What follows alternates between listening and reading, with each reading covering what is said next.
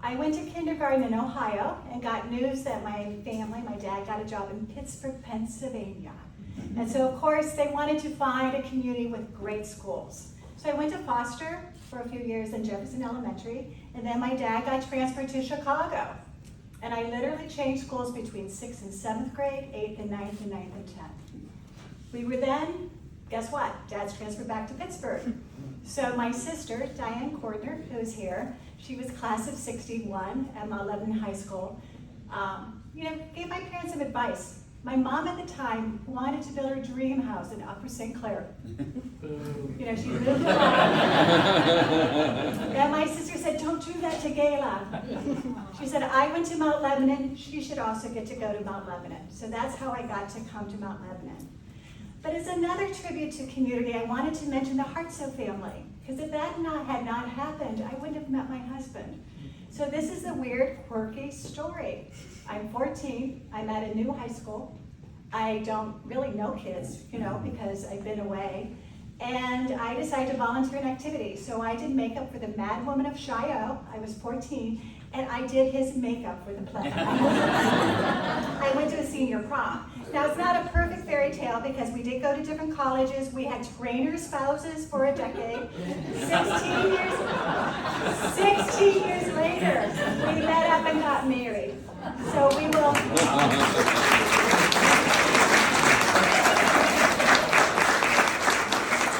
And we will celebrate our 40th wedding anniversary next year. Now, as part of the Hartsough sense of community, they too believed in the quality of education. They raised 5 children here who all went to Mount Lebanon Public Schools. My sister-in-law, Debbie Hartsough Brady, is here. She's class of 62. And her father, Grandpa Hartsough, was township commissioner for 15 years. So strong roots in Mount Lebanon. And again, this sense of community. I also wanted to give an unusual tribute to the women of Mount Lebanon. I've spent a lot of my career breaking glass barriers, working in areas where women normally didn't venture, And I have to hand it, Mount Lebanon was a community when I grew up of either single moms who were working or a lot of stay-at-home moms. And those mothers really were the inspiration to say to people like me, you can go to college, you can do something that's a little bit different, but I also want you to be rooted in home and family and community. And in my generation, I was honored that Bob O'Neill nominated me, but there's so many women in my class, men as well, but women who also went on to become doctors and engineers and scientists and teachers and librarians and nurses and artists, and made, a whole different way of looking at the role of a woman in society today. That you can work, you can raise a family, you may not be able to do all the things you want to do in your life simultaneously, but a life can be very full and rich.